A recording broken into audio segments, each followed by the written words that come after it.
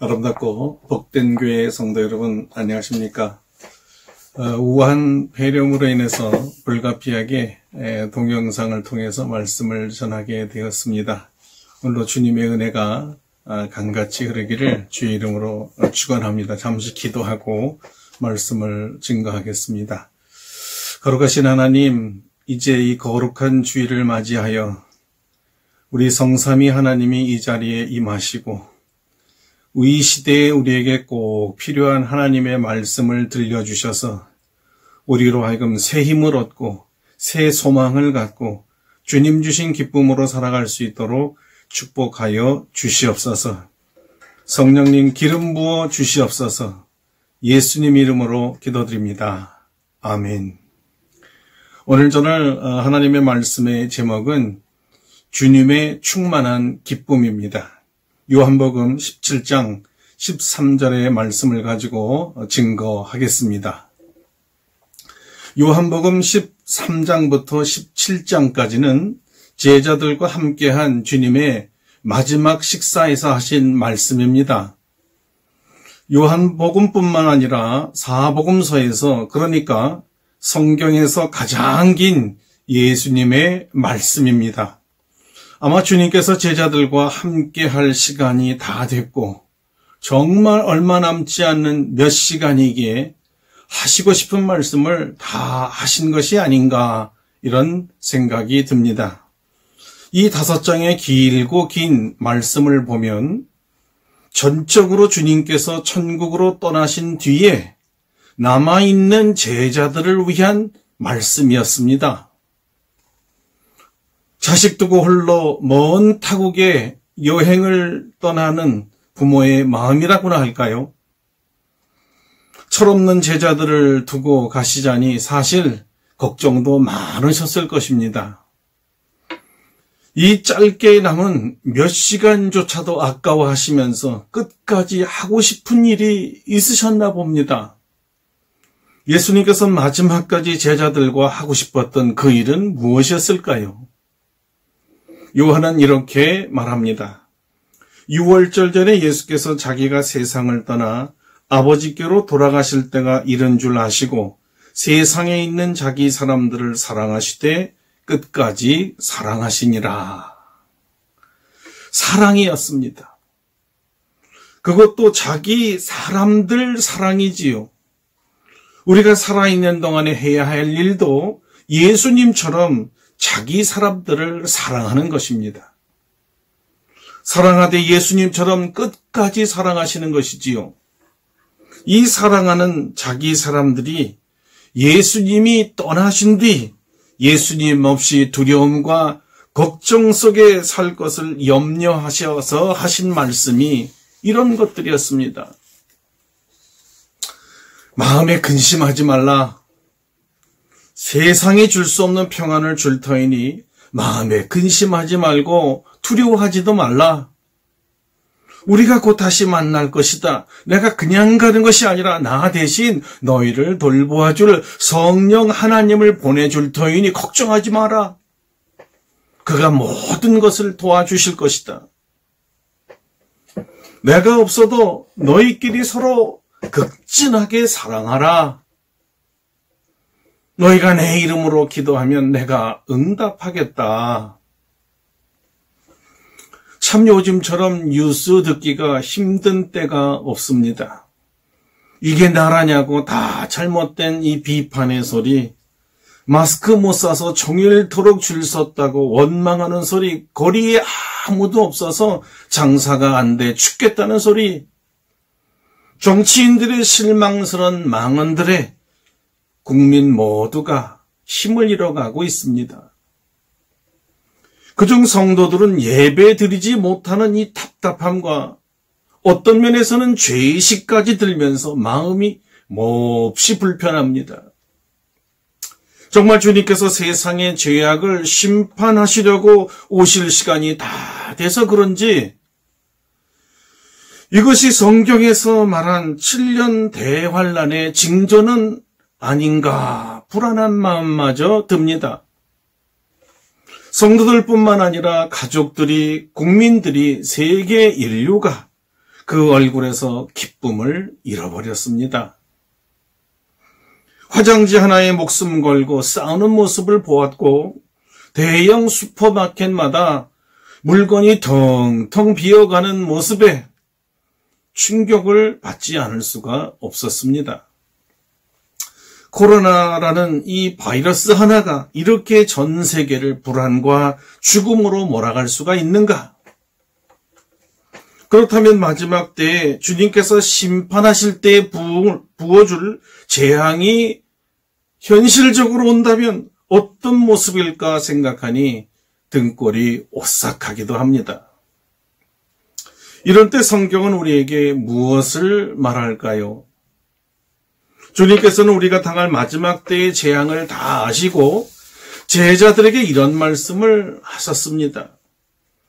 이것을 너희에게 이르는 것은 너희로 내 안에서 평안을 누리게 하려 함이라. 세상에서는 너희가 환난을 당하나 담대하라. 내가 세상을 이기었노라. 그리고 불안해하고 두려워하는 제자들을 위해 기도하셨는데 그것이 바로 오늘 요한복음 17장의 대제사장적 중보 기도입니다. 이 기도는 단지 예수님의 12 제자만을 위한 것이 아니고 오늘날의 주님의 모든 제자들, 바로 우리를 위한 기도였습니다. 요즘 그야말로 불안의 시대입니다. 이 불안의 시대에 주님의 말씀을 통해서 큰 위로와 용기를 얻으시기를 축원합니다.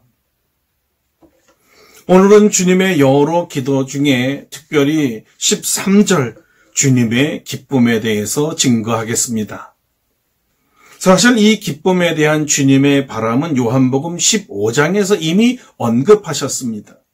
이렇게 말씀하셨지요. 내가 이것을 너희에게 이름은 내 기쁨이 너희 안에서 너희 기쁨을 충만하게 하려 함이라. 주님께서 하늘나라를 가시면서 세상에 남아있을 제자들에게 바라는 것은 그들이 기쁘게 사는 것이었습니다. 비록 주님께서 안 계셔도, 비록 주님 때문에 핍박이 와도, 주님 때문에 고난을 받을지라도 기쁘게 살라는 것입니다. 이 말씀을 제자들에게 주실 때에는 제자들은 그야말로 위기 상황에 있었습니다. 불과 몇 시간이 지나지 않아서 주님께서 체포되고 고문당하고 십자가에 못 박혀 죽으셔야만 하는 그 모습을 보아야 할 때였기 때문입니다. 좌절과 허무, 두려움과 절망을 맞이해야 했지요. 바로 이때를 위해 주님께서 이들을 위해 하나님 아버지께 기도드리신 것입니다. 예수님의 기도는 이런 기도였습니다.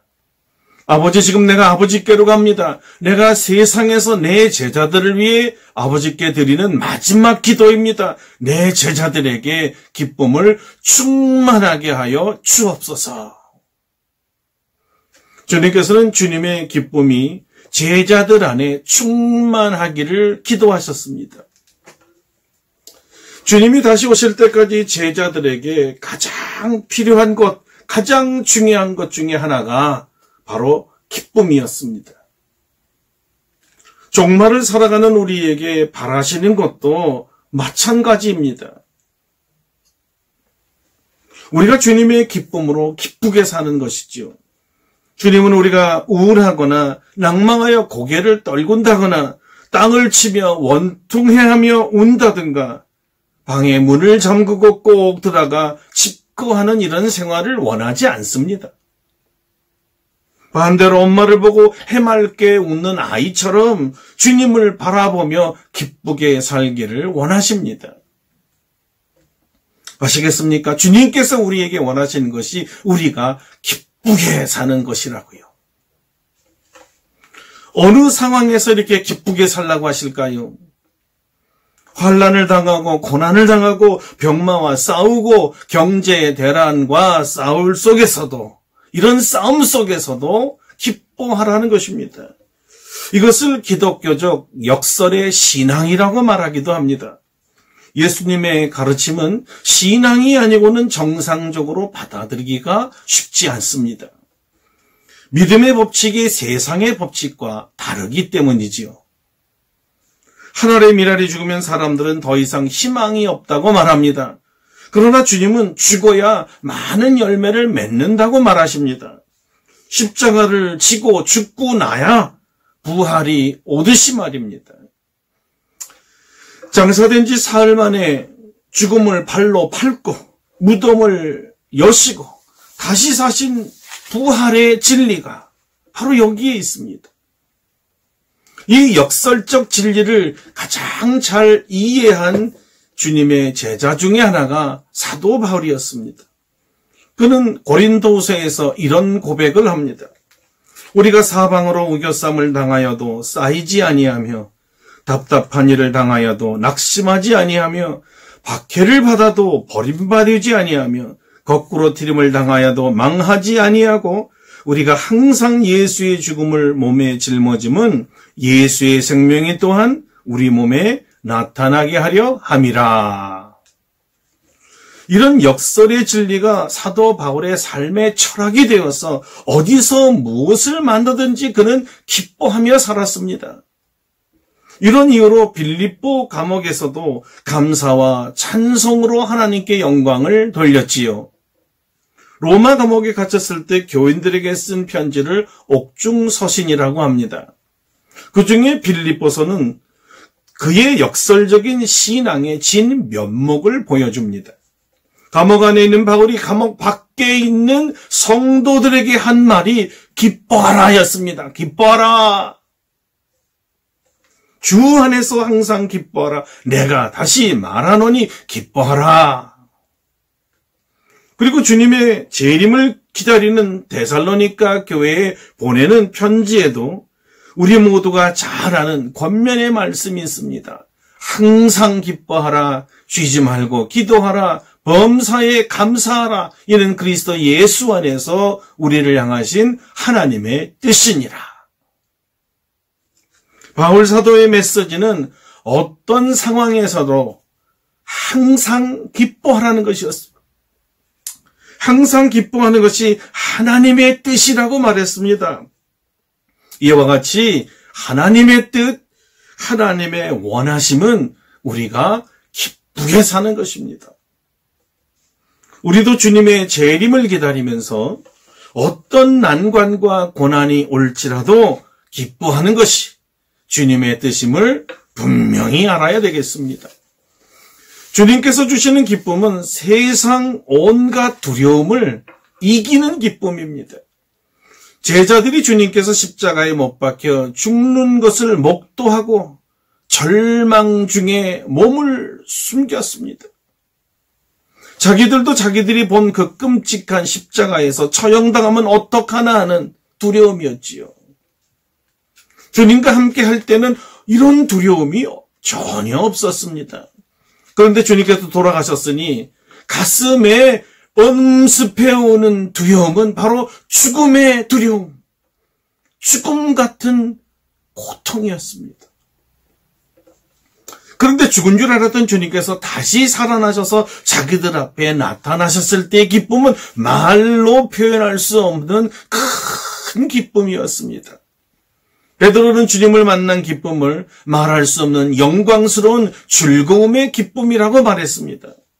베드로가 변화선에서 영광의 모습으로 변화한 주님을 보았을 때나 죽음을 이기시고 부활하신 주님을 보았을 때에는 이 세상 어떤 것들도 줄 수 없는 하늘의 기쁨이 있었습니다. 이 기쁨이 얼마나 큰지 더 이상 십자가를 두려워하지 아니하는, 다시 말하면 두려움을 이기는 기쁨이었습니다. 사실 죽음의 공포를 이긴 것은 주님이 주신 기쁨 때문이었습니다. 주님께서 주시고 우리에게 충만하기를 바라는 기쁨이 바로 이 죽음을 이기는 기쁨이었습니다. 이 주님의 기쁨이 우리 안에 충만하기를 주님께서는 원하십니다. 그래서 이 충만한 기쁨을 달라고 하나님 아버지께 기도드리신 것이죠. 그러니까 우리는 기쁘게 살아야 합니다. 주님께서 그토록 원하시는 것이니까요. 충만은 가득 차자는 뜻이 아니겠습니까? 그러니까 적당히 웃고 끝나는 것 아닙니다. 항상 기쁘게 사는 거기 때문에 잠시 기뻐하는 것도 아니지요. 기쁜 척하며 억지로 웃는 것은 더더욱 아닙니다. 억지할 수 없는, 통제가 되지 아니하는 조절 능력마저 상실한 주님의 기쁨이었습니다. 내 기쁨이라면 내가 스스로 조정할 수 있을지 모르지만 주님의 기쁨은 주님이 주시는 기쁨이기에 주님만이 조절할 수가 있습니다. 우리 주님께서 주시는 기쁨의 특징은 무엇일까요? 끊임없이 부어주신다는 점입니다. 어쩌면 이 기쁨은 우물가의 여인이 그토록 목마르게 찾았던 바로 그 기쁨일 것입니다. 주님의 기쁨은 스스로 기뻐하는 기쁨이 아니고 기쁨의 근원이 되시는 주님이 주셔야 기뻐할 수 있는 기쁨입니다. 이는 마치 생수와도 같습니다. 그래서 주님께서 여인에게 이런 말씀을 하셨습니다. 예수께서 대답하여 이르시되 내가 만일 하나님의 선물과 또 내게 물 좀 달라는 이가 누구인 줄 알았더라면 네가 그에게 구하였을 것이요 그가 생수를 내게 주었으리라. 기쁨의 근원이신 주님이시기에, 주님의 기쁨이시기에 주님만이 주실 수 있고 주님만이 조절할 수가 있습니다. 주님께서는 얼마나 우리가 기뻐하기를 원할까요? 얼마나 큰 기쁨을 주실 수 있을까요? 잠시 마신 우물물일까요? 우물물은 잠시 만족을 줄 수 있을지 모르지만 곧바로 갈급함이 오게 되지 않습니까? 주님의 물, 주님이 주시는 기쁨은 어떨까요? 주님께서 이렇게 말씀하셨습니다. 내가 주는 물을 마시는 자는 영원히 목마르지 아니하느니 내가 주는 물은 그 속에서 영생하도록 솟아나는 샘물이 되리라. 주님의 물은 생수처럼 영원합니다. 끊임없이 솟아나는 샘물이기 때문입니다. 주님께서 주신 기쁨은 생수와도 같습니다. 우리 안에 끊임없이 솟아나는 샘물이라고 하셨습니다. 이것이 바로 예수님께서 말씀하신 충만의 의미이기도 합니다.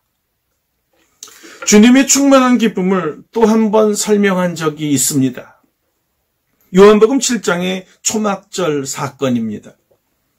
여기서도 수가성 우물가 여인에게 하신 말씀처럼 더 분명하게 자세하게 설명을 하고 계십니다. 명절 끝날 곧 큰날에 예수께서 서서 외쳐 이르시되 누구든지 목마르거든 내게로 와서 마시라. 나를 믿는 자는 성경의 이름과 같이 그 배에서 생수의 강이 흘러나오리라. 우물물 정도가 아니고 샘물 정도가 아니라 아예 생수의 강이라고 하셨으니 주님 주신 기쁨은 강물같이 풍성한 기쁨이었습니다. 충만의 또 다른 의미였죠. 우리 주님께서 이 충만한 기쁨을 우리에게 주시기를 원하십니다. 그래서 아버지께 기도하신 것이고요. 아버지 이 기쁨을, 이 충만한 기쁨을 내 제자에게 주옵소서. 오늘날 주님께서 우리 교회에 와서 축복 기도를 하신다면 바로 이 기도를 드리실 것입니다. 사랑하는 하나님 아버지, 아름답고 복된 교회 성도들에게 나의 기쁨을 충만하게 부어 주옵소서. 할렐루야. 주님께서 기도하셨으니 우리에게 주실 줄로 믿습니다. 어떻게 이런 주님의 충만한 기쁨을 받을 수 있을까요? 바로 조금 전 우리는 요한복음 7장 38절을 읽었는데 사실 거기에 답이 있었습니다. 그래서 다시 한번 이 말씀을 읽어드리겠습니다. 나를 믿는 자는 성경의 이름과 같이 그 배에서 생수의 강이 흘러나오리라. 어떻습니까? 답을 찾으셨습니까? 어떻게 하면 주님의 충만한 기쁨이 생수처럼 솟아날까요?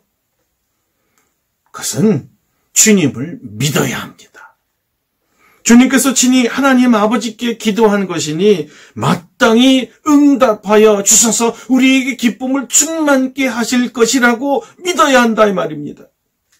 믿으면 기쁨이 옵니다. 주님께서는 기적을 일으킬 때마다 당사자들에게 꼭 이렇게 물으셨습니다. 내가 믿느냐? 내가 믿느냐? 그리고 믿을 때마다 이렇게 말씀하셨죠. 내 믿음대로 될지어다. 할렐루야. 믿으십시다. 주님을 믿으십시다. 주님께서 여러분에게 충만한 기쁨을 넘치도록 주실 것을 믿으시기를 바랍니다. 이 답답하고 불안한 시대에도 주님 주신 기쁨으로 충만하게 채워질 줄로 믿습니다. 누가복음에서는 누가가 과연 주님의 은혜와 기적을 누가 체험할 수 있는가 하는 귀한 답을 제공해 주었습니다. 공교롭게도 주님의 은혜와 기적을 자기 고향 사람들은 전혀 체험하지 못했다는 데에 주목하셔야 합니다. 왜 그랬을까요? 그들은 주님을 환영하지 않았다는 것입니다. 환영하지 못한 이유는 무엇이었을까요? 믿지 못해서였습니다. 믿지 못하니까 환영하지 못했고, 환영하지 못하니까 주님의 은혜와 기적도 체험할 수 없었던 것입니다. 믿어야 합니다. 믿지 못하면 체험할 수가 없습니다. 주님은 믿어야, 주님을 믿고 주님의 약속을 믿어야 하나님이 주신 은혜와 기적을 체험할 수 있다는 이 예를 단적으로 두 가지로 들어주셨습니다. 한 사람이 엘리야 시대의 한 과부였습니다. 사렙다 여인이었죠. 흉년과 기근이 들었지만 그는 믿었기 때문에 통에 기름이 떨어지지 않았고 병에 기름이 없어지지 않았습니다. 두 번째 사람은 수리아 사람 나만 장군입니다. 엘리사를 믿으니 나병이 깨끗하게 나았지요. 선지자들이 있었지만 기적을 체험한 사람들은 오직 믿음을 가진 극소수 사람들이었음을 기억하라는 것입니다. 하물며 천지를 지으신 창조주 하나님 예수 그리스도가 함께 있었는데도 불구하고 모든 사람이 다 치유를 받은 것은 아닙니다. 예수를 주님으로, 예수님을 하나님으로 믿은 극소수의 사람들만 치유의 기적을 체험했던 것이죠. 마찬가지로 예수님을 기쁨을 주시는 나의 주님으로 믿지 못하면 오늘날에도 주님 주신 기쁨은 전혀 체험할 수가 없습니다. 어떤 기쁨도 얻을 수가 없습니다.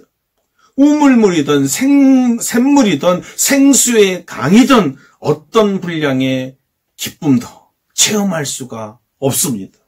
오직 믿는 자만이 이 기적을 체험하는 축복을 누리게 됩니다. 여러분은 무엇을 할 때 제일 기쁩니까? 기다리는 소식을 들을 때 아주 기쁘지요? 사랑하는 사람을 만나면 기쁩니다. 저는 요즘 우리 집에서 기쁨을 주는 제1우선순위에서 밀려나고 말았습니다. 왜 그럴까요? 제 자리를 차지한 사람은 다름 아닌 우리 손녀들입니다. 4살짜리 그리고 2살짜리 이 두 아이들이 세상에 나온 이후로부터는 내 자리를 잃어버렸어요. 이 아이들보다 더 큰 기쁨을 주는 사람이 없었기 때문입니다. 이 아이들을 보고 있다면 세상 근심이 다 사라져요. 무슨 정치 얘기나 어떤 세상의 시끄러운 소리도 들리지를 않아요. 이 아이들이 주는 기쁨으로 모든 것을 잊어버릴 수가 있어요. 누구도 이 기쁨은 줄 수도 없고 빼앗을 수도 없습니다. 그냥 이 아이들은 저절로 웃게 만들어줍니다. 사랑하는 사람을 만나서 얻는 이 기쁨이 이렇게 큰 것입니다. 그래서 주님도 자기 사람들을 끝까지 사랑하신 것이 아닌가 이런 생각을 해보게 되는 것이죠. 사랑하는 사람을 볼 때 가장 큰 기쁨을 얻을 수 있기 때문입니다.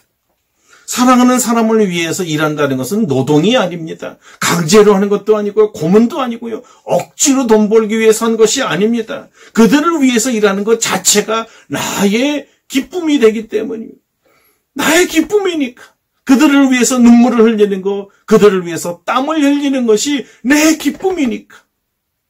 사랑하는 사람을 위해서 산다는 것은 나에게 큰 기쁨이 되는 것이지요. 우리를 가장 기쁘게 하는 것이 사랑하는 사람을 만나는 것이라고 했습니다. 사랑하는 사람, 내가 사랑하는 사람을 사랑할 때, 내가 사랑하는 사람을 위해서 일할 때 나는 너무 기쁜 거예요. 사랑하면 기쁘니까.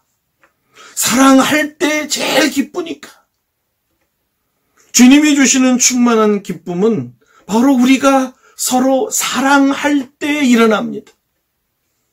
그래서 주님께서 요한복음 15장에서 내가 이것을 너희에게 이름은 내 기쁨이 너희 안에 있어 너희 기쁨을 충만하게 하려 함이라 하셨던 것입니다. 이것을 너희에게 이름은 이란 뜻은 주님의 계명을 지키면 이란 뜻이고, 주님의 계명은 다름 아닌 서로 사랑하라는 것입니다. 그러므로 서로 사랑하라는 주님의 말씀을 지키면 우리 기쁨이 충만해진다는 것이죠. 결론적으로 말하면 주님께서 가르쳐 주시고 하나님 아버지께 기도하며 우리에게 주고 싶은 주님의 기쁨은 형제간에 서로 사랑하는 데서 오는 기쁨이었습니다. 서로 사랑함으로써 주님의 가르침대로 서로 기쁘게 사시는 저와 여러분 되기를 축원합니다. 서로 사랑해야 기쁨이 충만해지니까요. 사랑하는 성도 여러분, 이 말씀을 지키면서 이 어지러운 시대에, 이 불안한 시대에 서로 사랑하고 주님의 말씀을 지킴으로 오늘도 기쁨이 넘치는 기쁨의 생활 되기를 주님의 이름으로 축원합니다. 다 같이 기도하겠습니다. 거룩하신 하나님, 우리에게 생수와 같은, 생수의 강물과 같은 하나님이 주시는 기쁨으로 충만하게 하여 주옵소서. 세상의 어떤 어려움도 이길 수 있는 힘이 되게 하여 주옵소서. 근심 걱정을 이기는 힘이 되게 하옵소서.